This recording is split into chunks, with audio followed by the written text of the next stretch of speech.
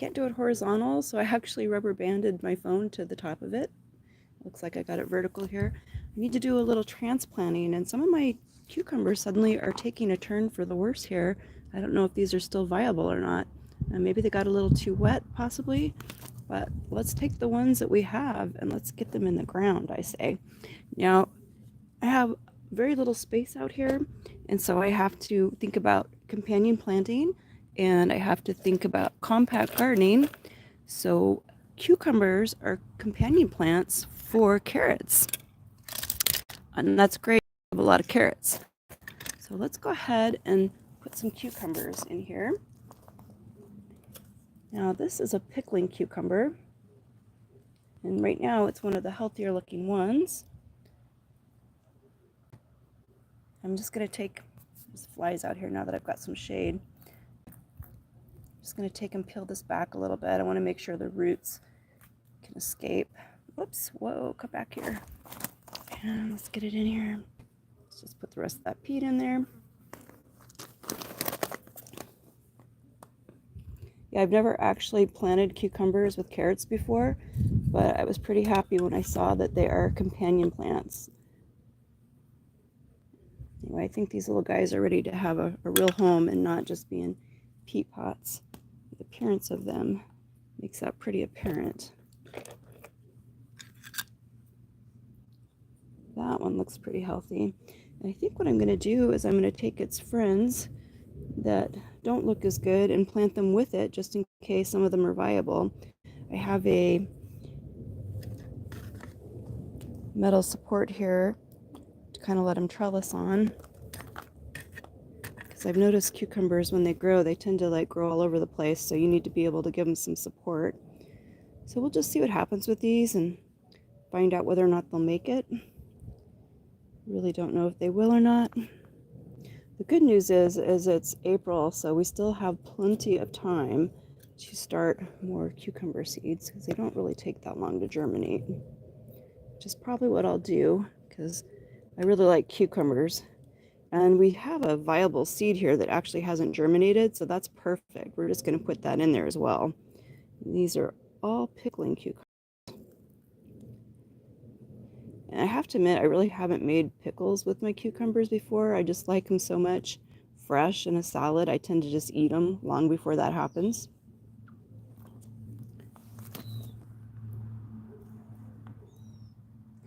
And I might be crowding these a little bit, but I can always move them around too. We'll see if they're happy here or not.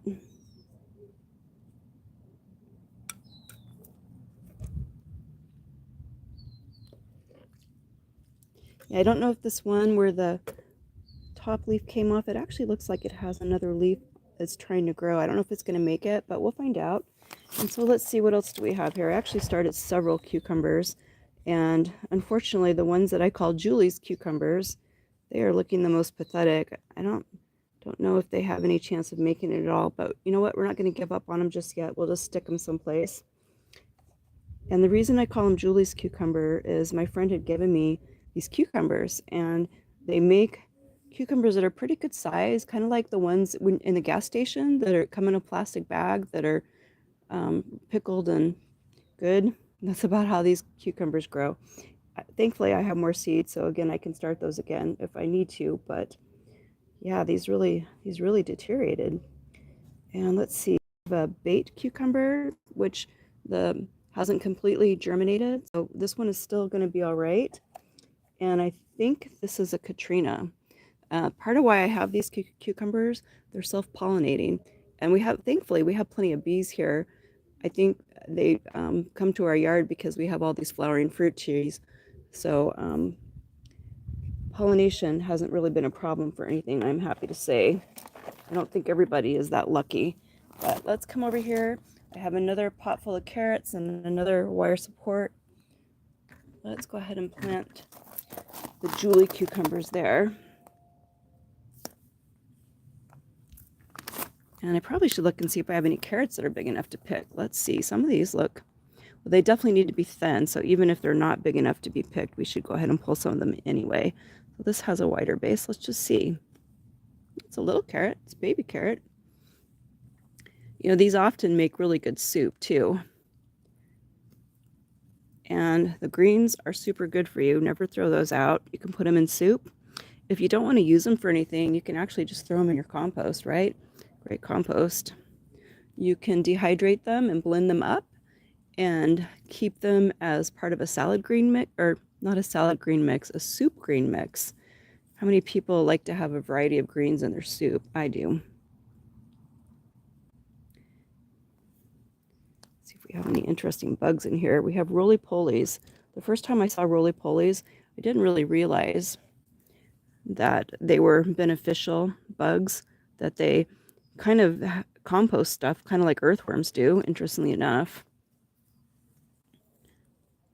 Yeah, most of these carrots are still pretty small, but they definitely need to be thinned out. So we'll go ahead and take some out, which will make more room for our cucumbers. And we'll put them in soup because I make a soup every week while I'm working.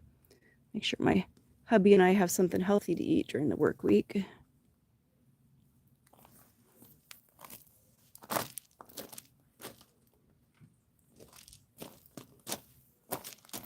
Okay, we created a little bit of room here for our cucumbers. Oh, look, a little onion came up. You know what? These onions are fabulous.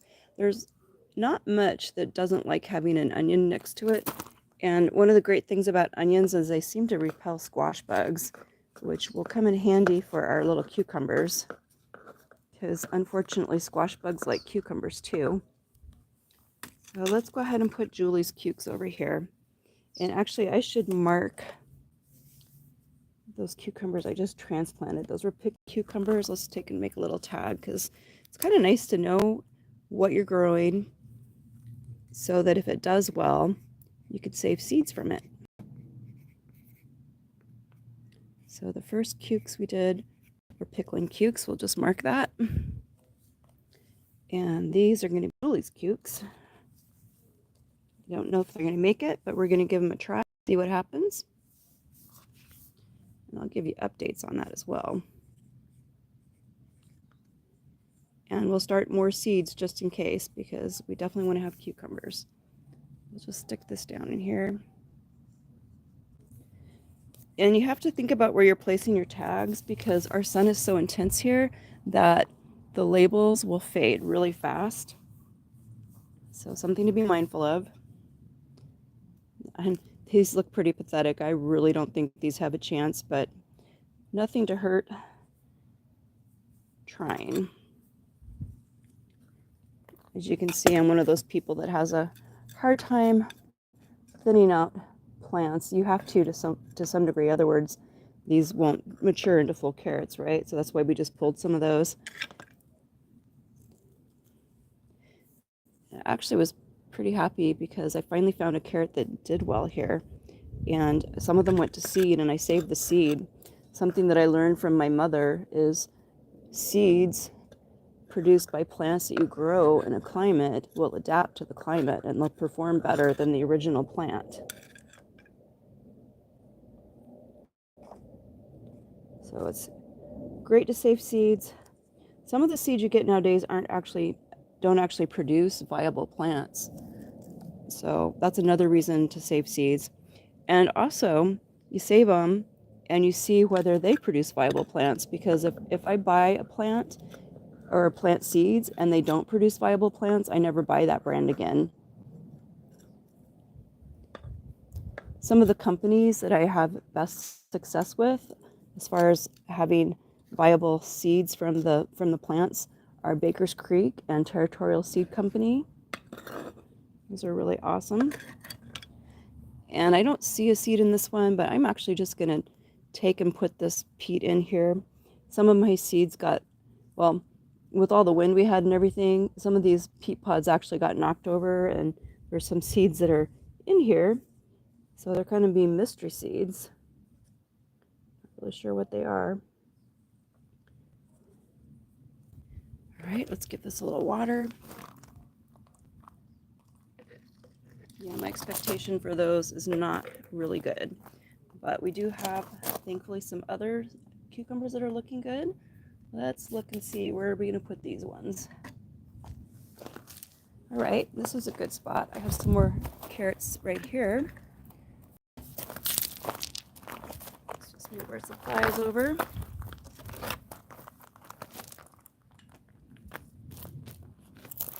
have a little bit of our compost from our electric composter too.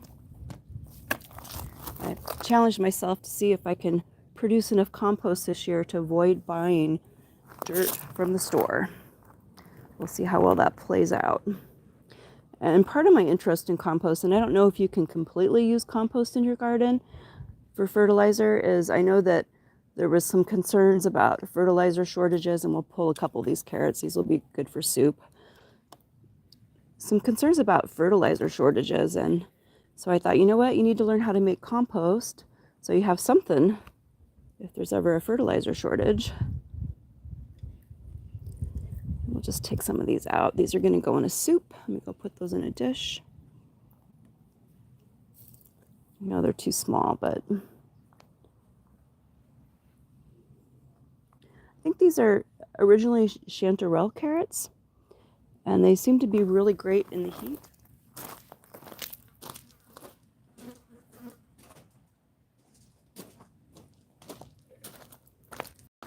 And I actually got nice sized carrots from these. I was really surprised.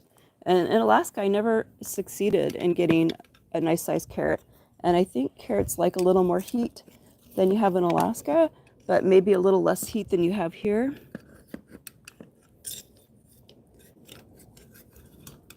But obviously they've adapted better to here than they did in Alaska, at least where I was in Alaska. You know, I think people in climates that are a little more south, such as Anchorage or Palmer, have a lot more luck. All right, so we're going to transplant a Katrina cucumber here. Let's go ahead and make a tag for that. You know, really, if I just get one of each type of these to grow, that's really all I need, because they will produce. And it's awesome. They're companion plants with carrots, because carrots grow great here, and I have a lot of carrots because I love carrots.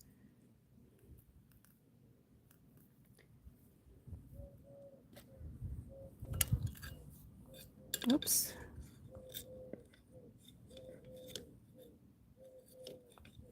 All right, let's get you in there. I gotta watch out for bugs here. They're saying that there's an aggressive form of mosquito that's coming to Nevada, and I don't know if they're just trying to scare us all. Oh, cool. Here's a seed. I think that's a seed. Let's throw it in and see what happens. Good idea. And this one clearly lost its seed. So let's just add that peat in there. Do I see any more seeds in here? Oh, sure. What the heck? Can't hurt anything. It's got to be a cucumber. It's on the right end of the tray. All right. And I have one more cucumber that looks viable. It's the bait variety. So I think I'm going to go ahead and plant that in here and give it its own little sign, so we know what it is. I only have so many of these metal hoops.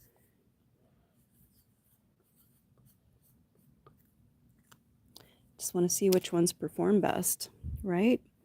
Because you grow what grows well where you're at, is what I've learned. All of my cauliflower and broccoli got attacked by rats and quail. So I'm trying to grow those inside the house on the hydroponics. I don't know how well that's going to work, but we're going to find out. Definitely let you know. I've been doing hydroponics for about 4 years, and I will say that I'm definitely not the pro at hydroponics, but I've been able to grow quite a few things. Cherry tomatoes and lettuce, the best. And sometimes peppers. We have a couple eggplants going, but I think I'm going to move those outside. I think they like the heat better than they do the inside of my house. All right, so now we have our cucumbers in, and we need to think about the squash here. So I have a mixture of squash and melons, and we really want to keep the squash away from the melons because we don't want them to cross-pollinate each other. I've had some fun surprises with this. Now, unfortunately, these things all kind of tipped over a little bit, so I have all these little tags here. So I'm going to guess that this is spaghetti squash. And I have a couple nasturtium seeds, so that's kind of lined up. This here might be borage. We'll find out when it gets bigger. Some squash that are about to germinate. And what I tried to do is I don't need a whole bunch of any one squash because I don't have a lot of space to plant it. So I put like 2 on one side, Blue Hubbard, spaghetti squash, acorn squash, buttercup, pumpkins, butternut squash, honeydew, and watermelon. I think I lost my, oh, there we go, there's my watermelon tag. Yeah, those things, they grow here. The spaghetti squash really does the best. Now, I kind of think I got a little bit of a, I think it was a Blue Hubbard squash. Was it Blue Hubbard? No, it wasn't Blue Hubbard. What was that other one that I've tried to grow before? I don't know. I think it crossed with the spaghetti squash, whatever it was. And it was still good, but it'd be nice to get the actual variety versus like something that crossed. So let's go ahead. Let's figure out, where do we want to put a spaghetti squash? I don't think this New Zealand spinach is going to last very long. It's hard to say. Maybe I should even cut it back a bit. Let's take a look here. It's nasturtium. It's like bugs got to it a little bit. That's interesting. Oh, it's going to flower. How many people use the seeds from nasturtiums? You can actually, when they bloom, they make a seed. You can actually soak that in vinegar, and it's really good. You can kind of use it. What are those things called? I don't think, it's not peppercorns. If anybody thinks of it, tell me. But yeah, you can actually make some cool stuff with nasturtiums. The leaves are edible in your salad. It's actually in the watercress family. So I use these leaves in my salads. And the blooms are edible. I admit I've never actually eaten the blooms before, but I might actually make vinegar with the blooms. I made a really wonderful vinegar last summer, and it was with flower blooms, edible flower blooms, and basil. Super delicious.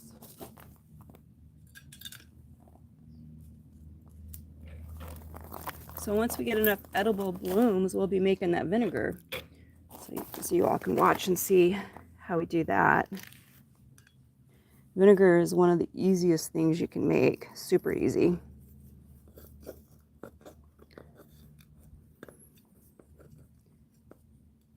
Now I'm really crowding these in here, but some of the stuff is going to die off, and the squash is going to last because squash likes the heat. Spaghetti squash.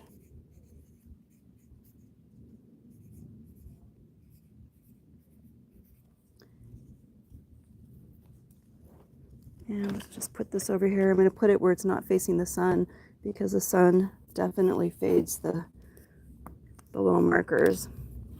And then you're frustrated because you tried really hard to keep track of what you were growing, and the sun faded your markers. So make those face away from the sun if you live in the desert.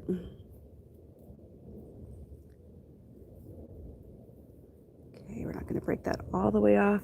Let's add a little bit of our pre-compost, is what they call it, from the electric composter in there, just to top it off a little bit.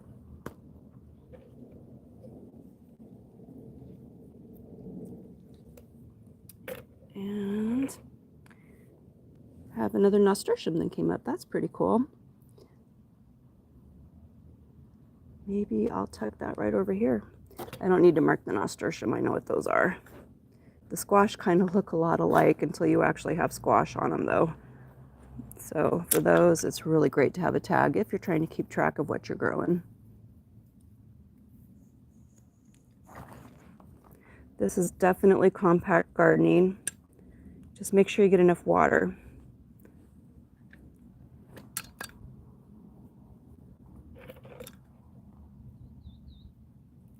All right, see how well that does there.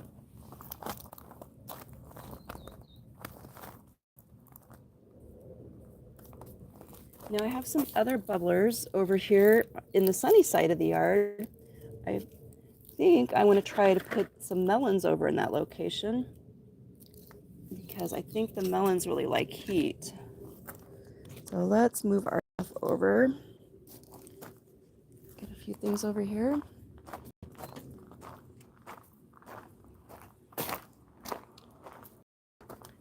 See our bubbler right there. And the nice thing about planting right here is I've had stuff planted here before. So I know that there's a little more dirt than in some places in our yard.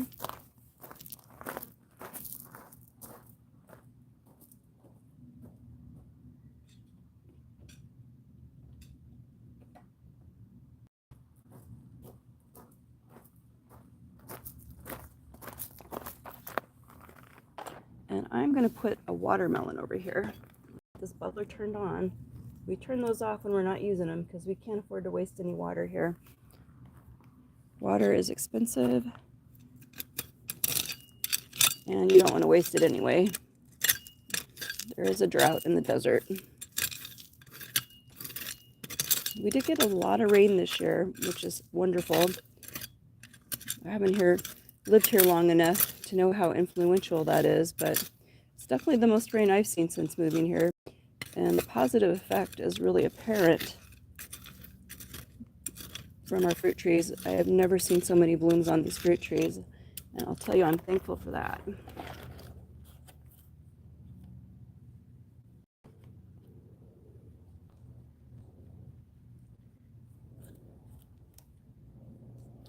All right, I think this is a watermelon. Hope it is. If not, we'll have a nice surprise.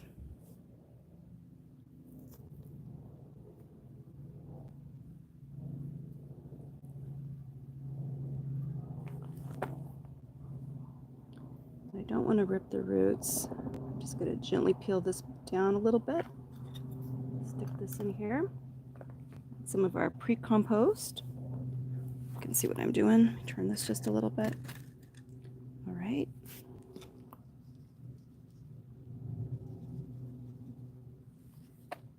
And I'll bring those a little water.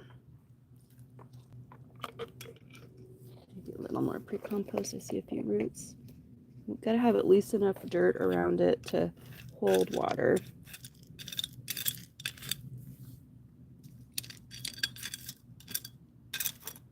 And we'll just use our rocks as mulch.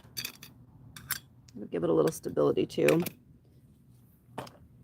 And let's mark this watermelon.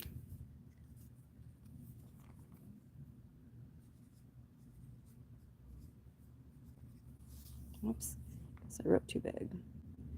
Watermelon.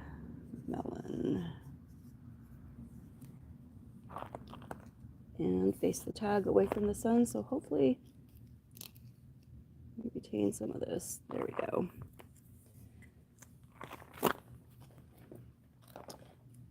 So I see that I also started some honeydew melons, but I don't think any of those have come up, only because they're on the farthest to the left and there's nothing germinated there. But I tell you, it's going to be a real guess on the squash now because they're a little jumbled up here.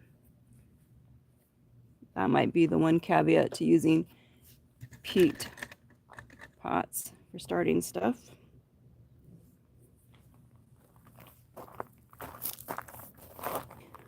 Thanks for joining me out here in the garden. Maybe I'll see some of y'all in the kitchen later tonight.